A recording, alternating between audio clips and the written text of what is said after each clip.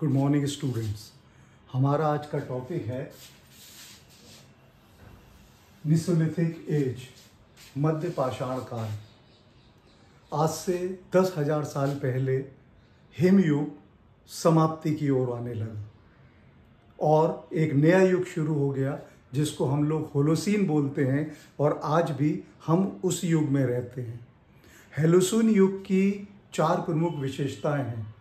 Number 1, development of agriculture, यानी कि कृषि का विकास होने लगा। नंबर 2, डोमेस्टिकेशन ऑफ एनिमल्स, जानवर जो है वो पालतू पशु के रूप में पाले जाने लगे। तीसरा, फॉर्मेशन ऑफ कम्युनिटीज़, समुदायों का निर्माण होने लगा। और चौथी चीज़ हुई राइज ऑफ ह्यूमन सिविलाइजेशन, यानी कि मानव सभ्यता जो है वो पनपने लगी।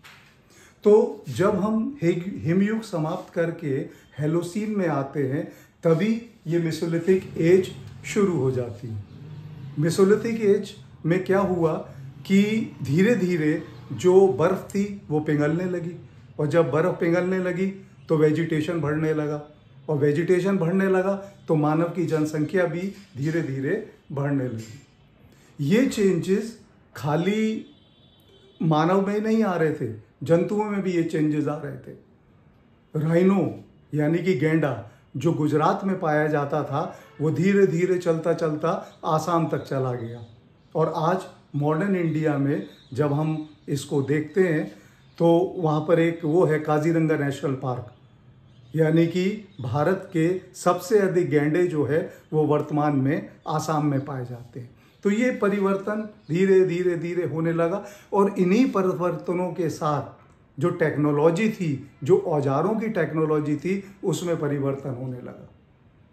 औजार जो हैं वो छोटे हो गए और इनको माइक्रोलिथ नाम दिया गया।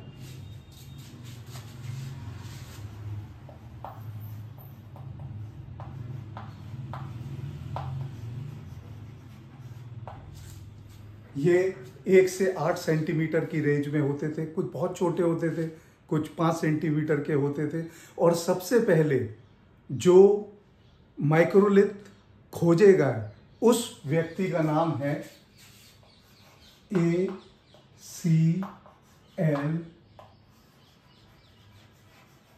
कार्लाइल।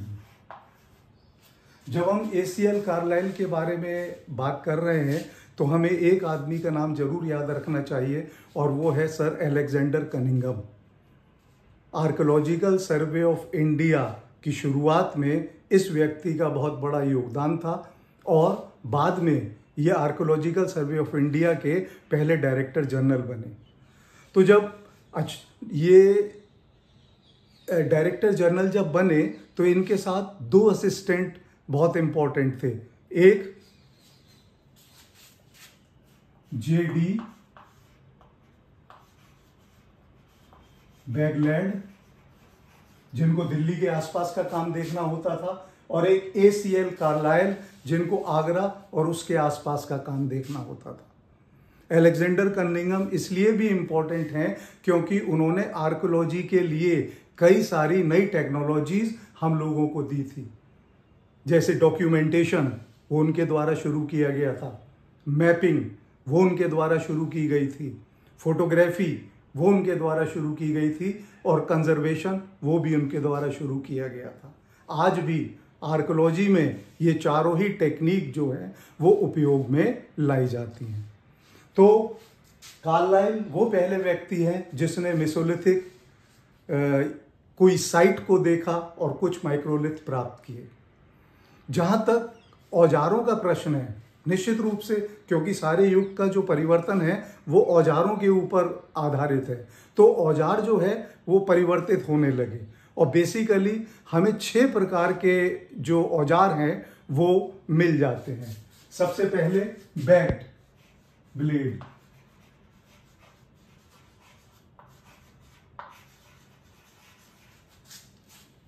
ये औजार क्या होता था, ये एक तरफ से मोटा होता था और इसमें एक तरफ से धार होती थी।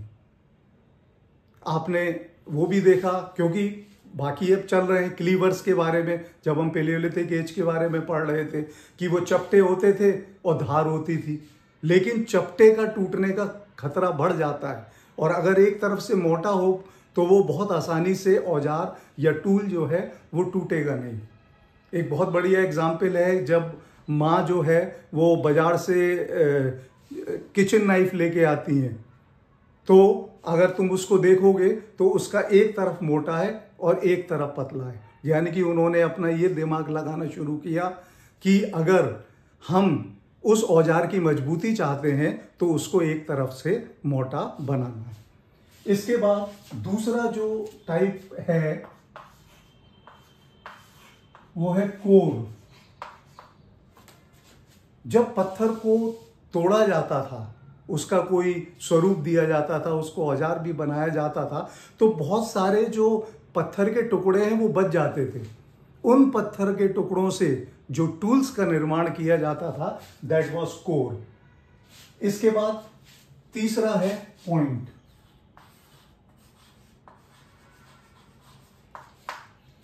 ये बहुत छोटे मैक्रोलिथ होते थे, जहां बैक ब्लेड की जरूरत चॉपिंग करने में, स्लाइस करने में होती थी, वहीं इन पॉइंट्स की आवश्यकता जो है वो स्पीयर यानी कि जो भाला है उस पे या एरो पे, तीर के ऊपर लगाया जाता था, जिससे उस औजार की हंट करते समय, शिकार करते समय मारक क्षमता जो है वो बढ़ जाती थी।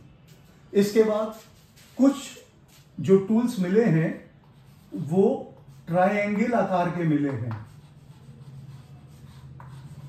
जिसको हम त्रिभुज बोलते हैं। तो त्रिभुज के आकार के जो है वो टूल्स जो है प्राप्त हुए हैं, तो उनको किसी न किसी रूप में उस टेक्नोलॉजी से हंटिंग प्रोसेस को और अधिक अच्छा करने के लिए इसको बनाया गया था। इसके अलावा एक और हमें वैरायटी मिल जाती है, एंड दैट इज ल्यूनेट। ये अर्धचंद्र आकार के औजार होते थे, ये भी 1 से 5 सेंटीमीटर। तो इनमें जब अर्धचंद्र हुआ तो वो 2 पॉइंट्स बन गए, यानी कि आक्रमण में वो 2 चीजें और ज्यादा हंटिंग के टाइम में काम आ सकती थी, या वो किसी चीज को खोदते थे तो वो आसानी से खोद सकते। इसके अलावा एक छठा भी हमें मिलता है, दैट इज ट्रेपीज।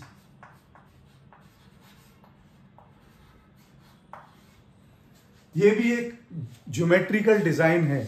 जब किसी आकार की 2 साइड्स जो हैं वो पैरेलल हो तो वो ट्रेपीज कहते हैं। इस आकार के पत्थर भी मिलते थे, जिसको हाइपून के लिए प्रयोग किया जाता था, हाइपून का उपकरण बनाने के लिए। यहां पर ये ध्यान रखना कि ये जो 6 प्रकार हैं माइक्रोलिथ जो हैं वो अपने आप में एक औजार नहीं है, वो कंपोजिट टूल्स हैं। यानी कि जो टूल्स एग्जिस्ट कर रहे थे वही टूल्स एग्जिस्ट कर रहे थे। उस समय ब्लेड के जितने टूल्स थे वो चल रहे थे, इवन कभी कभी और भी जो ब्यूरिन था वो चल रहा था। तो टूल्स वही थे जो तुम्हारे पूर्व पाषाण काल में चले आ रहे हैं, लेकिन उनकी मजबूती को और उनकी धार को और पैना करने के लिए ये माइक्रोलिथ्स हुआ करते थे। और इनकी दूसरी विशेषता ये है कि इस काल में जो ये माइक्रोलिथ आए, इनमें ज्यामितीय यानी कि जो ज्योमेट्रिकल डिजाइन है वो भी शुरू हो गए। तो ये एक चीज थी जो आगे बढ़ गई टेक्नोलॉजी में। मैं आपको दिखाऊं कुछ इस तरीके के औजार जो है वो ये लोग यूज करते थे। ये माइक्रोलिथ्स हैं। ये तुम्हें ट्रायंगुलर पॉइंट्स के आकार में तुम्हें मिलेंगे, ये ट्रायंगुलर मिलेंगे। आइसोसलीन और स्केलीन ये 3 प्रकार के होते हैं, कि इक्वेटोरियल होता है, तो ये आपको मिलेंगे। ये सारे उपकरण जो हैं, ये सारे टूल्स जो हैं वो हमें लगभग हर मेसोलिथिक साइट जो है वहां से प्राप्त हुए हैं।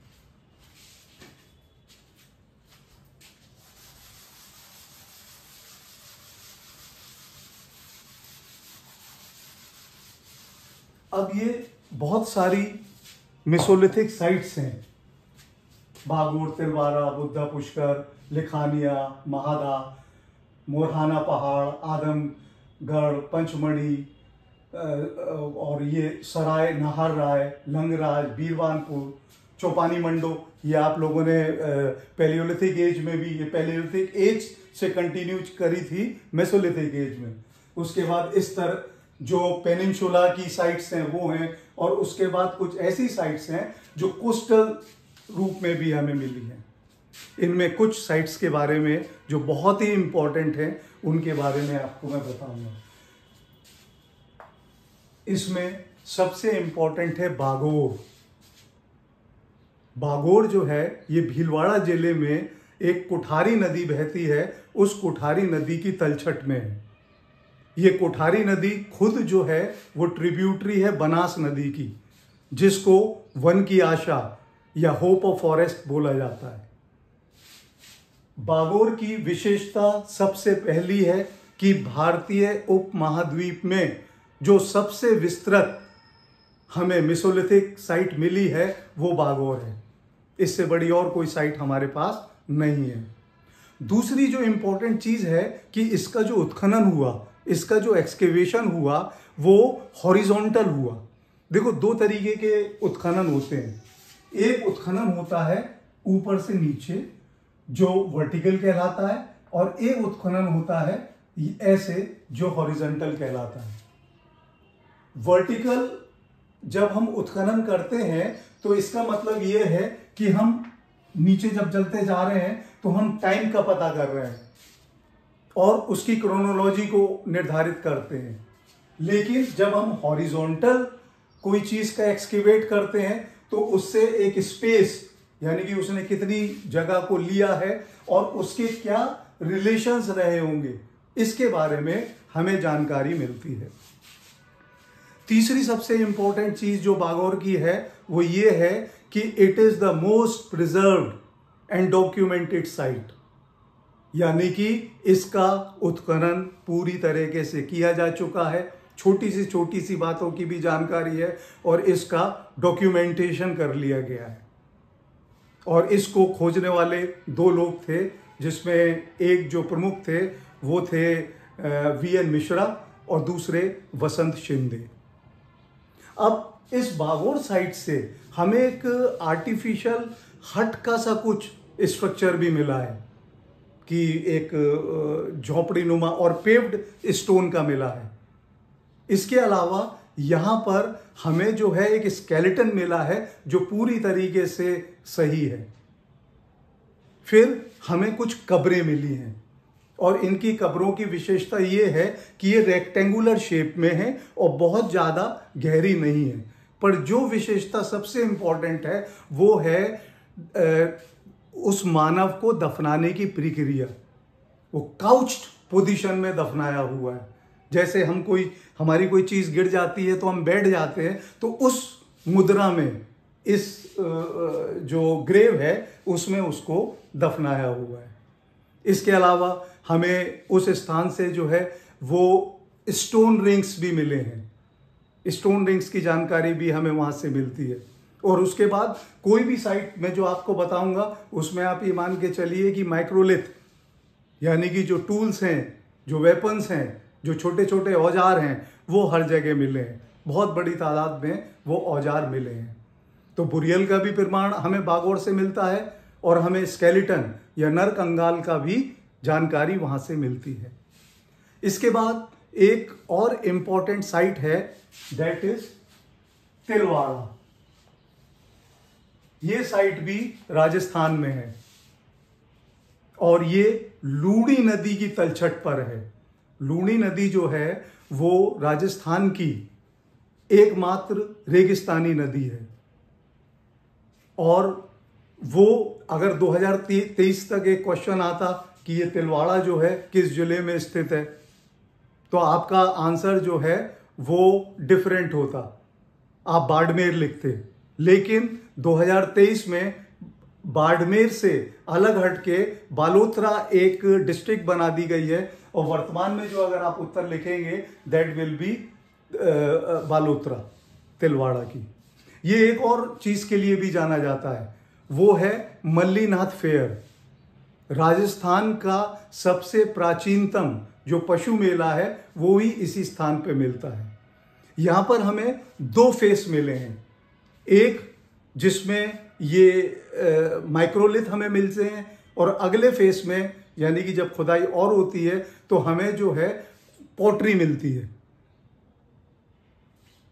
और जो बुरियल मिले हैं उस बुरियल में इसमें जो है वो पॉटरी साथ रखी जाती थी। तो ये सारी चीजें जो हैं इस इंपॉर्टेंट साइट में हैं, दैट इज तिलवारा। इसके बाद बुड्ढा पुष्कर भी एक साइट है, पुष्कर के पास ही एक झील है, that is in Ajmer district. इसके बाद हमें जो मिली है वो इंपॉर्टेंट मिली है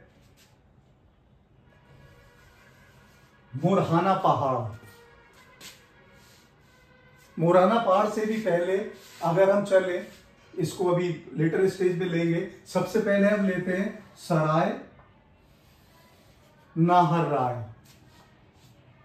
बहुत इंपॉर्टेंट साइट है हर दृष्टि से, क्योंकि जहां तक नरकंकालों की सवाल है तो 20 से अधिक नरकंकाल जो है हमें यहां पर मिले हैं। उसके अलावा यहां पर जो है वो कब्रें भी मिली हैं जहां पर इन लोगों को जो उस समय के मानव थे उनको दफनाया जाता था। और कुछ यूनिक पैटर्न मिले हैं, जैसे एक कब्र में 4 स्केलेटन एक साथ मिले हैं, यानी कि 4 लोग जो हैं वो एक स्थान पर रहे होंगे, दफनाए गए होंगे। उसके बाद हंटिंग का हमें बहुत कुछ मिल जाता है। फिर हमें हर्थ मिलता है, यानी कि जहां पर वो आग को जलाते रहे होंगे वो मिलते हैं। और स्ट्रक्चर्स के बारे में भी जानकारी यहाँ पर मिलती है। तो ये इंपॉर्टेंट साइट है सराय नाहर राय। और इसमें एक और चीज है, इसमें एक नरकंकाल मिला है जिसके जो है वो चुभा हुआ है, अंदर धंसा हुआ है एक माइक्रोलिथ। ये अकेली ऐसी साइट है जिसमें नरकंकाल में किसी चीज, मतलब उसके मरने का कारण जो है वो उस स्टून या उस टूल का जो है वो घुसना रहा होगा। इसके बाद एक इंपॉर्टेंट इसी के साथ साइट है, दैट इज महादहा।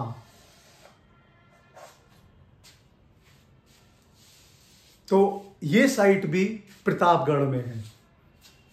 सराय नाहर राय भी है और महादहा भी है।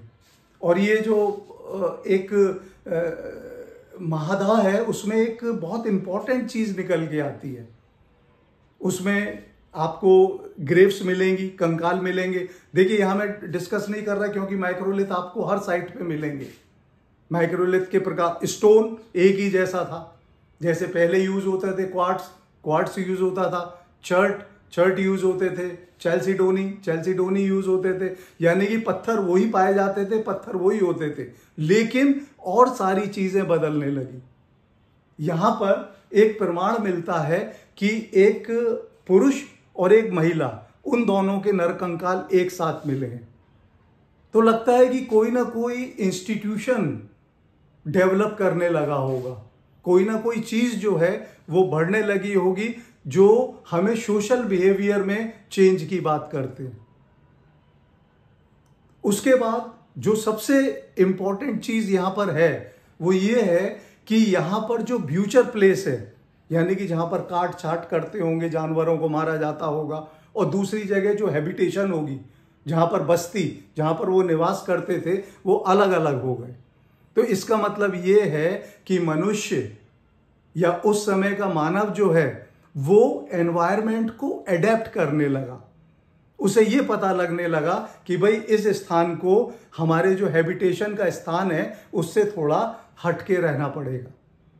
ये सारी चीजें उसके समय में आई। इसके बाद एक बहुत इंपॉर्टेंट, क्योंकि वहां पर जो स्केलेटन्स मिले हैं वो सबके सब बिल्कुल सुरक्षित हैं, तो उनका वो भी कराया गया, एग्जामिन कराया गया।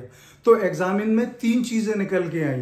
पहली चीज कि उनके जो दांत हैं वो बहुत मजबूत थे, निश्चित रूप से उन्हें कठोर चीजें भी खाना पड़ता होगा, तो वो दांत का जो स्ट्रक्चर है वो कठोर है। दूसरी चीज जो निकल के आई वो बड़ी आश्चर्यजनक, कि वहां पर ऑस्टियोआर्थराइटिस, यानी कि जो गठिया बहा है, वो बीमारी भी उस समय के मानवों को होती होगी। अब वो किस स्केल पे होती होगी ये तो अभी स्पष्ट नहीं हो पाया, लेकिन ये बीमारी होती थी। उसके बाद तीसरी चीज होती है एंथिसिस। एंथिसिस क्या होते हैं? एक तरह से जोड़ होते हैं, पैरों के जोड़, हाथों के जोड़ और ये कंधे के जोड़। तो पैरों का जब एंथिसिस किया गया तो वो इतने मजबूत हैं जो इस बात को प्रमाणित करते हैं कि ये लोग बहुत लंबी यात्राएं करते होंगे, क्योंकि जो साइट्स हैं, जैसे यही अगर आप ले लो, क्या कहते हैं, महादा को ले लें या सराय नहाराय को ले लें, तो ये सेटलमेंट यहाँ होगा, लेकिन ये कैंपिंग साइट थी। जब किलोमीटरों जाके शिकार करना पड़ता था, रात पे रात आना मुश्किल होता था, तो वो कैंप साइट भी बना लेते थे। और एक और चीज जो इसमें क्लियर हुई वो ये है कि वो ओवरहैंड थ्रो करते थे। निश्चित रूप से जो है वो भाला फेंकते होंगे शिकार को पकड़ने के लिए, तो उनके जो शोल्डर्स के एंथिसिस थे ये बहुत मजबूत पाए गए। अगर हम कंपेयर करें, अगर अपना हम देखें शोल्डर का वो और नीरज चोपड़ा का देखें तो बहुत अंतर होगा, क्योंकि वो उसको प्रैक्टिस करता है। तो ये जो मेडिकल स्केलेटन का चेक किया गया, उससे ये सारी बातें इनके बारे में पता पड़ी। इसके बाद अगला जो मैं पहले आपको निशान लगा रहा था, जैसे मोरहाना पहाड़ है और आदमगढ़ है और ये पंचमढ़ी है, ठीक है, ये जो वो हैं। और उसके बाद एक और इम्पॉर्टेंट साइट है लेखनिया है। ये सारी की सारी जो हैं वो रॉक शेल्टर्स हैं, शैलाश्रय, यानी कि जहां पर बड़ी बड़ी गुफाएं नहीं होती थी, लेकिन एक ऐसी छोटी गुफा होती थी जहां पर वो आसानी से अपने को एडजस्ट कर पाएं और अपने को जंगली जानवरों से बचा सके, बारिश से या कोई भी ऐसी प्राकृतिक आपदा आ रही है उससे अपने को सुरक्षित कर पाएं। तो इसमें सबसे इंपॉर्टेंट है मोरहाना पहाड़। ये उत्तर प्रदेश में एक जिला है मिर्जापुर, वहां पर ये मिलती है। और यहाँ पर 4 फेस टूल इंडस्ट्री हमें मिली है, यानी कि हमें 4 चरण मिले हैं। हमें जो पैलियोलिथिक एज है उसके भी हमें सामान मिले हैं। उसके बाद जो माइक्रोलिथिक एज है उसके भी हमें सामान मिले हैं। और आगे के जो फेसेस चलते रहे, मानव आगे बढ़ता चला गया, उसके भी हमें प्रमाण मिले हैं। तो इससे, इस साइड से क्या होता है कि हम ट्रांजिशन को समझने में थोड़े से सफल हो पाते हैं, क्योंकि पहले ही आप क्लियर हैं कि पैलियोलिथिक एज और न्यूलिथिक एज, यानी कि पाषाण काल और नव पाषाण काल, इसके बीच में जो ये मध्य पाषाण काल है ये एक संक्रमण काल है। यानी कि कैसे पैलियोलिथिक एज का मानव जो है वो धीरे धीरे न्यूलिथिक एज की तरफ आ रहा है। तो ये सबसे पहली चीज करती है, this is the evidence for understanding transition. दूसरी चीज, it also enables to make us understand the changes in technology, कि किस तरीके से परिवर्तन हुए। पहले स्टोन कैसे थे आपको भी मालूम है, हैंड एक्स हुआ करती थी, क्लीवर्स हुआ करते थे, धीरे धीरे जो है ये माइक्रोलिथ बनने लगे और उसके बाद और शार्प वेपन्स नव पाषाण काल तक आते आते बनने लगे। तो इस फेस को ये कवर करता है। यहाँ इसमें एक और चीज है कि यहाँ पर हमें बुरियल्स मिले हैं, कब्रें मिली हैं, लेकिन जो पहले की कब्रें हैं, जो पहले फेस में हैं, उसमें एक्सटेंडेड पोजीशन में आदमी को जो व्यक्ति मृत होता होगा उसको कराया गया, और जबकि बाद का फेस है उसमें फ्लेक्स्ड पोजीशन में हमें ये चीजें मिली। तो ये एक और इम्पॉर्टेंट चीज है जो मोरहाना पहाड़ में थोड़ी डिफरेंट है। इसके बाद हम आते हैं लिखानिया पे। लिखानिया जो है ये भी मिर्जापुर जिले में है और 5 रॉक शेल्टर्स हैं, 5 शैलाश्रय हैं, वहां पर ये है। और इसमें जो है एक जो सबसे विशेष बात है कि जब किसी मानव को दफनाया गया, यानी कि उसके कंकाल के साथ कॉइल स्ट्रक्चर्ड पॉटरी हमें मिली है, यानी कि कहीं ना कहीं जो लाइफ आफ्टर डेथ है उसके बारे में ये उस समय का मानव जो है वो सोचने लगा। उसके बाद रॉक शेल्टर्स इसलिए भी इंपॉर्टेंट हैं क्योंकि जितनी भी पेंटिंग मिली हैं मेसोलिथिक टाइम पे वो सब रॉक शेल्टर्स पे हैं और उनमें आसान है वो। तो इस साइट पे भी लिखानिया में हमें हिरण का पेंटिंग मिल जाता है, हमें हंटिंग करते हुए की जो है पेंटिंग मिल जाती है, किसी तरीके का प्रोसेशन या जुलूस या कुछ लोग इकट्ठे होकर निकलते होंगे, उस तरीके की भी जानकारी हमें इस साइट से मिल जाती है। इसके बाद एक इंपॉर्टेंट साइट है पंचमढ़ी। पंचमढ़ी में दो बहुत इंपॉर्टेंट वो हैं, क्या कहते हैं, स्थल हैं, जिसको एक बोला जाता है जम्बूद्वीप और दूसरा बोला जाता है डोरोथी डिप। तो जम्बूद्वीप को आप उससे ना लें कि भारत को एक बार जम्बूद्वीप कहा जाता था। जब आगे की क्लासेस होंगी तब आएगा कि हमारे पुराणों में या जो बुद्धिस्ट हैं वो बुद्धिस्ट ये कॉस्मोलॉजी होती है, यानी कि ब्रह्मांड का निर्माण कैसे हुआ। तो उसमें जहाँ तक पुराण की बात है तो पुराण में 7 महाद्वीपों का वर्णन है, जिसमें एक है जम्मू, दूसरा है पलाक्ष, तीसरा है शालमल, चौथा है कुश, पांचवा है क्रौच, छठा है शौक और सातवां है पुष्कर। और इन 7 जो कॉन्टिनेंट हैं उसमें जो जम्बूद्वीप है उसको भारत माना गया है। उसी तरीके से जो बुद्धिस्ट कॉस्मोलॉजी है उसमें भी आपको 4 महाद्वीपों का विवरण मिलता है। दैट इज जम्बू, यानी कि यही जम्बूद्वीप, पूर्वदेय, अबगोया और उत्तर कुरु। और इन चारों में भी जो है वो जम्बूद्वीप को भारत माना गया है। और इसका जो वो है बीच में सेंटर में मेरू पर्वत है, जो पुराणों में भी जिसका जिक्र मिलता है और बौद्ध में भी उनका जिक्र हमें मिल जाता है। लेकिन ये जो स्थल हैं जहाँ जम्बूद्वीप और डोरोथी द्वीप, इनमें हमें जो है एनिमल पेंटिंग, पशुओं की पेंटिंग बहुत मिली है और अधिकतर हमें जो है वो हंटिंग सीन्स मिले हैं, शिकार करते हुए सीन मिले हैं। उसके बाद एक और इम्पॉर्टेंट साइट है आदमगढ़, जो होशंगाबाद एमपी में है, और वो गुफा साइट है, वो वास्तविक गुफा जैसी है। और यहाँ पर सबसे बड़ी ये है कि करीब 25,000 माइक्रोलिथ छोटे छोटे छोटे छोटे बहुत सारे हमें मिले हैं। लेकिन उनकी सबसे बड़ी विशेषता है कि उनमें पैरेलल साइड ब्लेड्स हैं, यानी कि जो ब्लेड हैं वो एक ना होके 2 हैं, यानी कि उनकी मारक क्षमता जो है वो निश्चित रूप से बढ़ जाती होगी। इसके बाद एक बहुत इंपॉर्टेंट साइट है, दैट इज लंगराज। ये लंगनाथ जो है ये नॉर्थ गुजरात में आता है, ये महसाणा में है। ये साइट बहुत इंपॉर्टेंट है और इसकी इम्पोर्टेंस का सबसे बड़ा कारण ये है कि जो हंटर गैदरर्स, जो मेसोलिथ एज में लोग थे, उनको अर्ली जो एग्रीकल्चरिस्ट हैं उनके साथ एक साथ पाया गया, यानी कि वो समुदाय, कृषि का जो समुदाय है वो इस समय डेवलप होने लगा होगा। ह्यूमन स्केलेटन्स बहुत आयत वहाँ पर मिल जाते हैं, जानवरों की हड्डियाँ, जानवरों की सब में हड्डियाँ मिलती हैं। गेंडा कॉमन है, ठीक है, और उसके बाद डियर कॉमन है, और उसके अलावा बहुत सारे जो अधिकतर जानवर हैं उनके बारे में हमें जानकारी मिल जाती है। यहाँ पर लंगराज की आपको एक विशेष बात याद रखनी पड़ेगी कि जब हिमयुग समाप्त हुआ था तो गर्मी बढ़ी तो ह्यूमिडिटी बढ़ गई थी, और ख़ास तौर से 3 जो क्षेत्र थे, that is western India, northern India और सेंट्रल इंडिया, वहाँ पर ह्यूमिड क्लाइमेट हो गया था। तो मेसोलिथिक स्थल हमें जहाँ जहाँ कहीं भी मिलते रहे वो ह्यूमिड या आर्द्रता वाले इलाकों में मिलते रहे।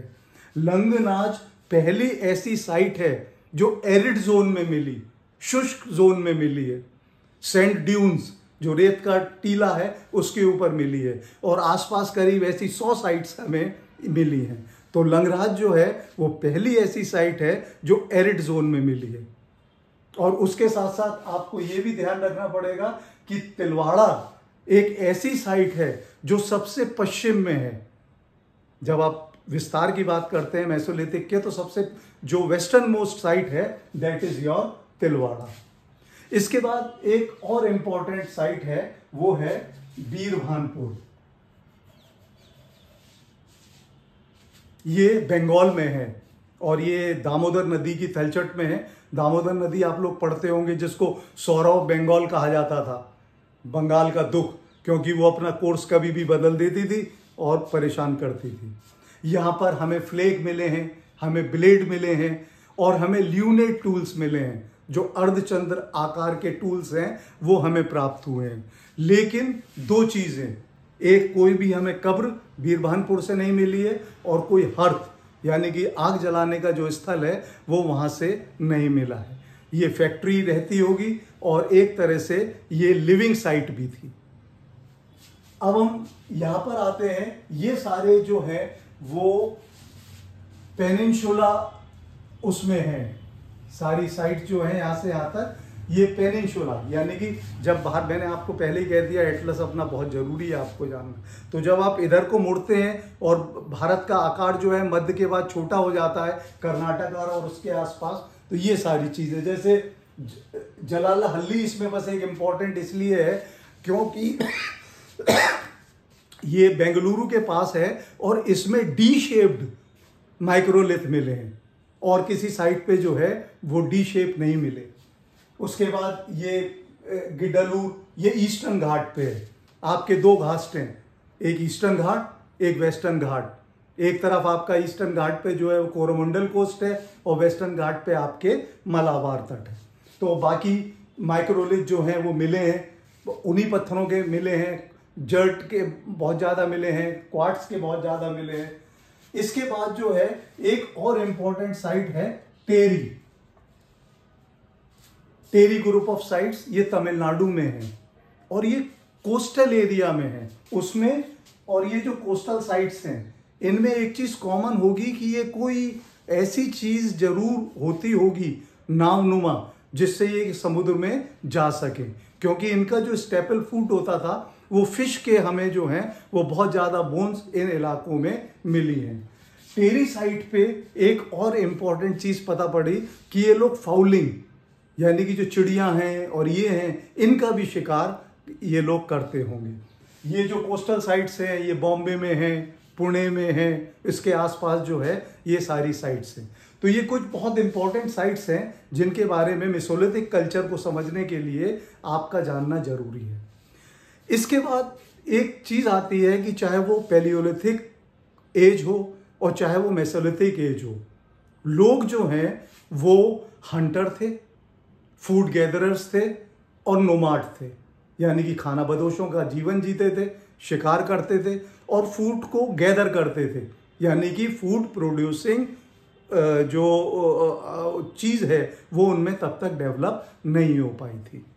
हालांकि पैलियोलिथिक या पाषाण काल की, हमें पूर्व पाषाण काल की कोई भी चीज़ आगे की तरफ इशारा नहीं करती, लेकिन मेसोलिथिक एज से हमें कम से कम थोड़े ये साक्ष्य या अनुमान लगाने का मौका रहता है कि उनकी लाइफ स्टाइल कैसी थी, उनकी सोशल बॉन्डिंग कैसी थी, उनका रिलीजियस जो स्ट्रक्चर है वो किस तरीके से डेवलप हो रहा था और आर्ट कैसे वो डेवलप कर रहे थे। अब जैसे ये सारी चीज़ें मेसोलिथ देता है, जैसे वो कोई इरेक्शन करने लगे थे, कृत्रिम मकान, हट बहुत सारी जगह से मिली हैं, पेव्ड स्टोन मिला है ताकि वो उसको बना रहे हैं, तो इसकी जानकारी हमें मिल जाती है। उसके बाद एक जानकारी मिलती है हमें भीमबेटका से। वहाँ पर किसी मानव ने उस समय के ने अपने एक स्ट्रक्चर खड़ा कर दिया था and that was like a wind breaker. जब हवा आती होगी तो उसे परेशानी होती होगी, तो उस हवा की परेशानी से बचने के लिए उसने जो है वो विंड ब्रेकर लगा लिया। इसके बाद तीसरी इंपॉर्टेंट चीज़ जो एक हमें मेसोलिथिक कल्चर से मिल जाती है वो ये कि उन्होंने पत्थर को छोड़कर नॉन लिथिक यानी कि बिना पत्थर के भी अपने आप को आगे बढ़ाना शुरू कर दिया था। और इसकी जो सबसे बड़ी एग्जाम्पल है वो है एक शोल्डर ब्लेड। जो गेंडा है उसका एक शोल्डर ब्लेड था जिसको एनविल क्या होता है कि जब आपने देखा होगा जैसे कोई लोहार है वो अपना कोई औजार बना रहा है तो एक वो नीचे औजार रख देता है, उससे बनाता है। उस समय चाहे पूर्व पाषाण काल के लोग हों या मध्य पाषाण काल के लोग हों, जब वो अपने स्टोन स्ट्रक्चर्स टूल्स का निर्माण करते होंगे तो किसी पत्थर को रख के उसको उस पे बनाते होंगे। लेकिन इस साइड से मिला है कि उन्होंने गेंडे की जो वो शोल्डर ब्लेड है उसके ऊपर जो है ये काम को शुरू किया, यानी कि धीरे धीरे नॉन लिथिक की तरफ, यानी कि अपत्थर की तरफ बढ़ने लगे। उसके बाद पेंटिंग्स जो हैं वो सोशल बॉन्डिंग की बहुत बहुत बता देती हैं, क्योंकि एक पेंटिंग ऐसी मिली है जिसमें जो है चाइल्ड बर्थ के बारे में दिखाया गया है, पेंटिंग मिली है जिसमें सेक्सुअल यूनियन के बारे में दिखाया गया है, और पिक्चर्स मिली हैं जिसमें बच्चे को किस तरह से लालन पालन किया जाए उसके बारे में दिखाया गया है। उसके बाद ये सारी चीजें जो हैं, जो फ्यूनरल प्रोसेशन है उसके बारे में दिखाया गया है। तो सोशल स्ट्रक्चर या सोशल एवोल्यूशन किस तरीके से हो रहा था इसकी जानकारी हमें मेसोलिथिक समय से मिल जाती है। इसके बाद हमें यह भी मिल जाता है कि वहां पर इंटरवॉर किसी रूप में हो रहा होगा, क्योंकि मैंने आपको बताया कि सराय नाहर राय से एक ऐसा कंकाल मिला जिसकी छाती में जो है माइक्रोलिथ जो टूल है, चाहे वो एरो के रूप में रहा हो, वो घुसा हुआ था, यानी कि झगड़े ये सारी चीजें होने वहां पर प्रारंभ हो गए थे।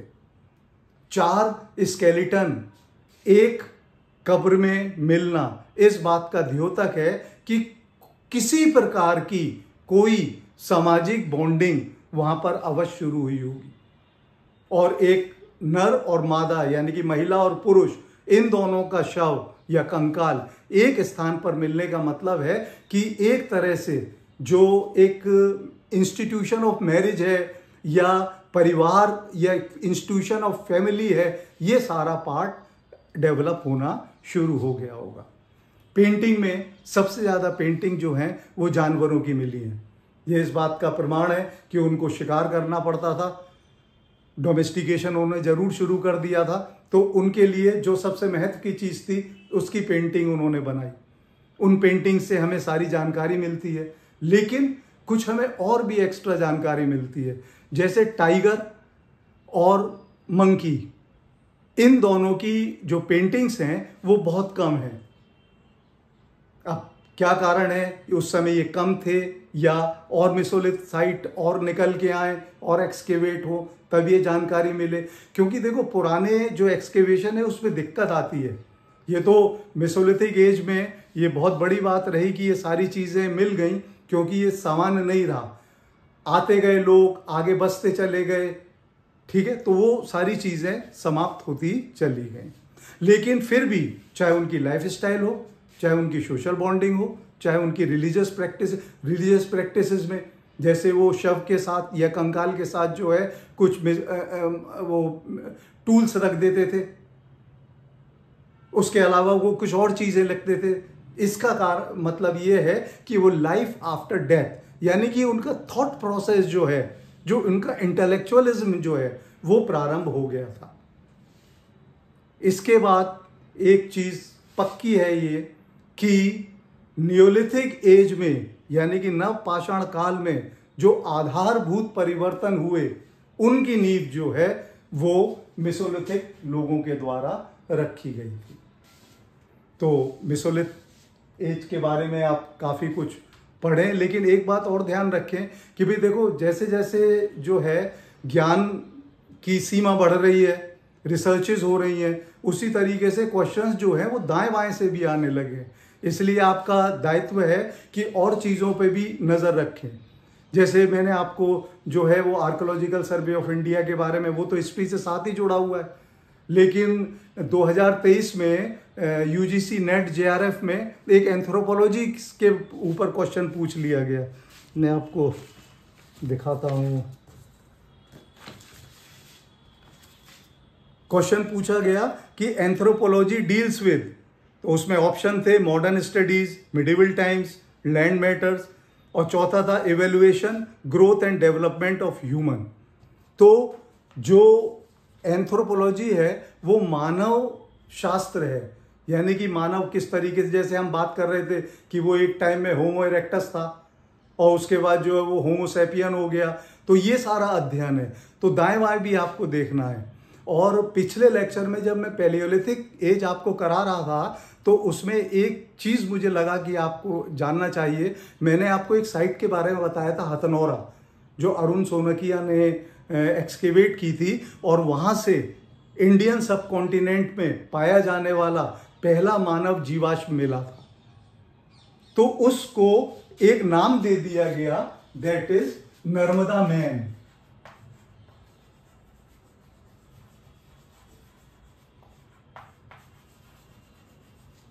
लेकिन बाद में जब रिसर्चेस और हुई तो ये पता पड़ा यार ये मादा भी हो सकती है और इसकी संभावना बढ़ गई, तो ये हटा के अब वो आ गया है नर्मदा ह्यूमन।